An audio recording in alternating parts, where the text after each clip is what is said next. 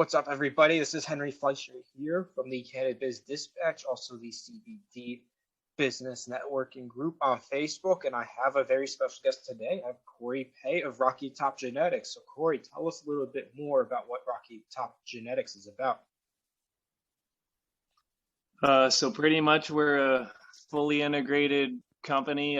We grow our own products or our own hemp here at the farm. I do all my own breeding. I make all my own feminized seed, and then I make all my own products: tinctures, salves, gummies, edible flour. Pretty much fully integrated. Oh, nice. And when did you start Rockytopgenetics? So I started Rockytopgenetics in 2019. I went to school for plant biology, and after I graduated, I moved to Colorado and got about 5 years experience doing large scale hemp production out there, and then decided to start my own company in 2019. Oh, nice. And what was it that made you want to apply your botanist background to hemp and cannabis? Pretty much about the age of 14, once I, started smoking, I knew that I would always want to be involved with cannabis. And so that's pretty much what I dedicated my life to, just learning about plants and then getting experience in that field. And I also have a consulting company where I, consult for farmers that are wanting to get involved in the industry and, set up a fully integrated production line. Oh, yep. Also on the consulting side, you can consult with the farmers about how they can streamline their processes for growing. Is that correct? For growing, extracting, product formulation, pretty much it's a fully integrated. Cannabis Consulting is the name of that company. And with that, I just hope to help progress the industry and, help people that want to start growing or extracting or making their own products, help them not have to go through all the headache of trial and error and figuring it out over the course of a couple years, just kind of. And then I'm hoping that'll go worldwide and allow me to travel and, just help the industry as a whole. Oh, yeah, of course. What was the toughest thing you went through when you opened up Rockytopgenetics? Pretty much just getting the product into consumers' hands. There's so much, competition, and the market's fairly flooded. I feel like the hardest thing I'm doing is acquiring, repeat continuous business. That's sort of every store that you go into, they already carry pretty much everything that everyone's trying to offer. So it's very competitive right now in the industry as far as, selling products and flour. Oh, yeah. Yeah, it is. And another thing, too, what is your best-selling product? I would say our best-selling product would probably be tinctures. Tinctures seem like they sell the most. We do a little bit in the Delta 8 side, but we're kind of getting out of that since all these states are making it illegal. I feel like that's probably going to go away here soon. But right now in Tennessee, it's still wide open. Yeah, I know with Delta 8, it's like everybody has their eyes on that. Where do you see that being? Do you think it'll be classified with THC? Where do you see that classification happening? I'm not really sure. We're just all along for the ride, man. I think the reason why it's being banned is due to the fact that there's a high component to it. So that worries some states. They're like, oh, there's a psychoactive compound. Like, we have to put it on hold and then figure it out. Right. Yeah, but yeah, going back to the business side of things too, like knowing everything you know now, is there anything you would do differently if you had to do it over again? If I had to do it over again, I'd probably immediately transition over to a no-till and a regenerative agriculture. That's the direction that my company's going, is just regenerative agriculture. We also grow produce, culinary mushrooms, pretty much multiple areas of agriculture besides just hemp production. I mean, I will still continue to do hemp, but I feel like providing quality sources of organic food is something that consumers are in need of right now. Oh, of course. What about where you grow your produce and cannabis? Is it done outdoors or in a greenhouse? So I do a greenhouse and also outdoors. I do both. The hemp's done in greenhouse and outside, and all the produce is done outdoors. I also do honeybees and then culinary mushrooms like shiitake, oyster, wine cap, reishi, a turkey tail, those sort of things. Oh, nice. And do you notice a difference between produce that's grown in a greenhouse versus the traditional way outdoors? No, I haven't grown much produce in my greenhouses. I've just been doing it outdoors. We'll probably grow a little bit of tomatoes and cucumbers through the winter in my greenhouse, but mainly it's just outdoor production. And then that's pretty much where it's at right now. Oh, I hear you. Because I know the one thing that's interesting too about like with growing like veggies like in greenhouses or indoors, like it could be done in like the most urban areas possible, even an industrial area. So I think I find that very interesting. It is for sure, but also it's cheaper to produce outdoors. In a greenhouse, you got soil costs, nutrient costs, water costs. If you're lighting, you got lights, versus outside. Same with the hemp. It's just easier to produce. The hemp, though, is a lot easier to produce quality in a greenhouse than outside at scale. It's, our outdoor production is mainly for like oil, and then the greenhouse is for smokable flower. Oh, got it. What about during the harvest season as well? How do you guys manage to get all the plants out of the ground too? Harvest the plants out of the ground. Pretty Yeah, like much, I use a weed eater with a blade on it, and I just have someone hold the top of the plant while we smack the bottom, and then just load that onto like a trailer, and then hang them up, hang dry them, and then shook them. And then I deal with the CO2 lab here in Athens, and they make all of our oil for us. oh, nice. Yeah, and what would you say right now is the toughest part about being in this business in 2021? Probably just, I would say distribution. That's it. I mean, production's not an issue. Making the oil's not an issue. Distribution's an issue because the price has been driven down so low that it's hard to get,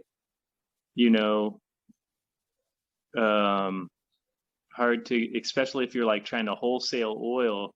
It's almost cheaper to just buy it at this point than it is even to grow it, because there's such a high supply. The supply is really high, and so the price points just aren't what they used to be, even just 3 years ago.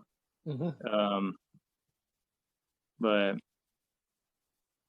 Oh, I hear you. And if somebody was to choose between your business and three others just like yours, why'd you suggest they give you a try first? I'd suggest they give us a try because I'm really passionate about what I do. All of my practices are organic. I'm not certified organic, but I use organic practices. I don't use any salt-based nutrient, no bad pesticides, pretty much organic practices, the whole grow, and then we deal with the CO2 lab, so that oil is pretty much organic as well. It's full spectrum CO2 oil, versus using something like distillate isn't a true full spectrum. It doesn't have any of the terpenes in it. So all of our products contain the naturally hemp derived terpenes. And so that's pretty much the direction I decided to go, is provide full spectrum oil that has the terpenes still available. And yeah. Oh, nice. What's the number one way you acquire new customers? New customers? Yep. Pretty much just looking on Facebook and Instagram, and driving around all these CBD stores, just meeting with the owners and putting in the legwork to try to network and meet people. Ah, got it. And what role has the internet played in getting your business more prevalent? I feel like the hemp groups are a good way to market. It's just unfortunate that Facebook and Instagram kind of don't allow us to market like you would traditionally do for some other business. Like, we can't run paid ads because it goes against their community standards. So that's my only issue right now with Facebook or Instagram. If there was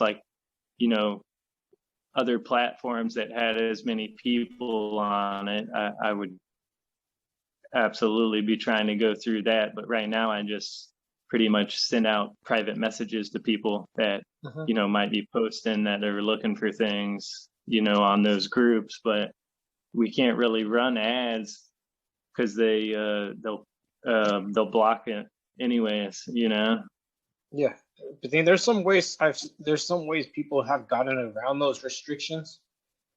Like, if you have like CBD, hemp, or cannabis, even on the website you're directing it to, or even on the ad, like they're gonna suspend you right away. But yes, there's definitely ways. I've seen some ads pop up on my newsfeed where it was CBD, but then have the word CBD anywhere in the copy. You knew what it was.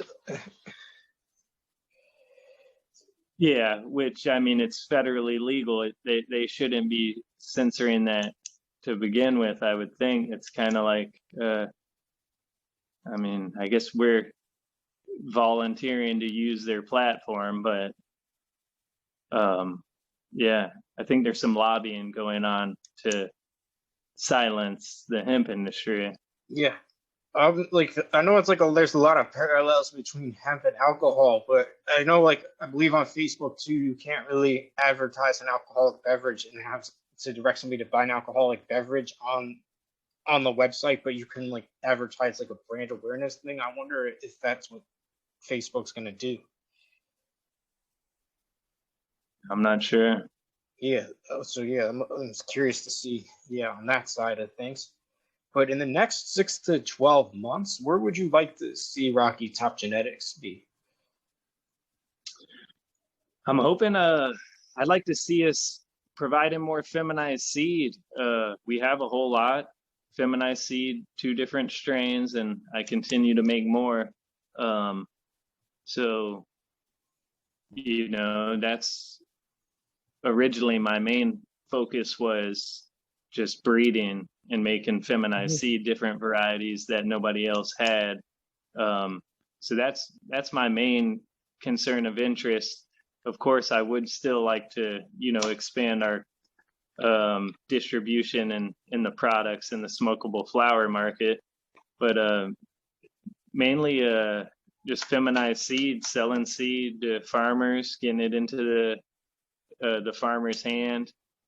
Having to compete with Oregon CBD is kind of hard. Everybody wants their genetics and their seeds. I just, I don't have $1 million to dump into an R&D, breeding program like they have done with theirs, pretty much starting from scratch, making something out of nothing is how I've been doing it. But I mean, we still do a good amount of business, and yeah, I mean, just continue to grow, continue to stay in it. A lot of people, I'm sure, are getting out of the industry. I will continue to stay in it, until I pretty much die. I'll be involved in some way. So yeah, I think you're mentioning people leaving the industry. Like, I feel like those would be the people who are just in it solely for the monetary purposes. yeah, They're not necessarily for their passion about all the benefits the plant does.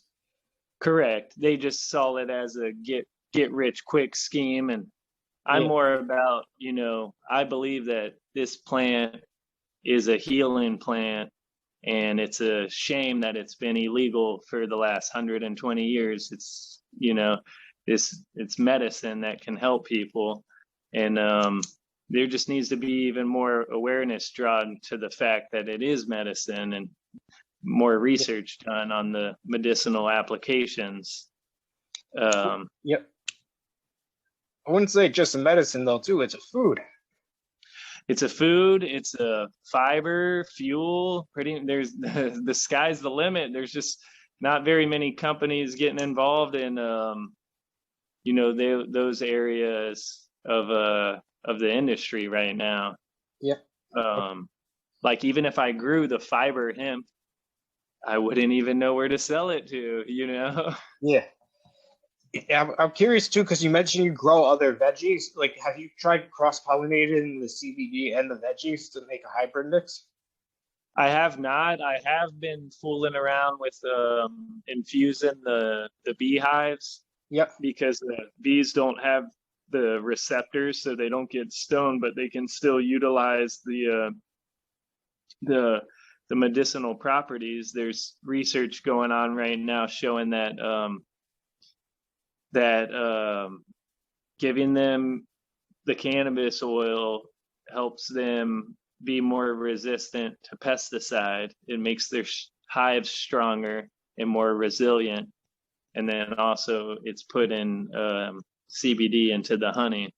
So I've been fooling around with that a little bit because the bee population is in decline.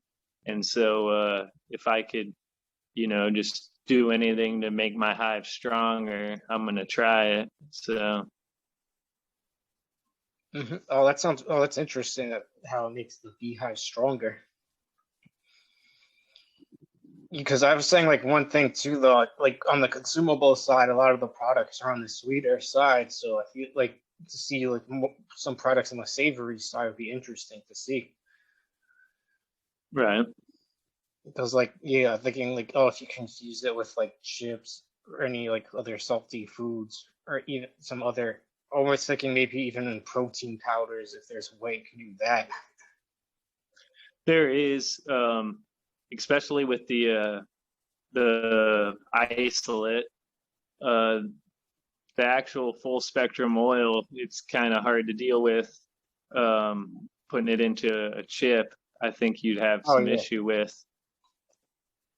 Like cooking oil too.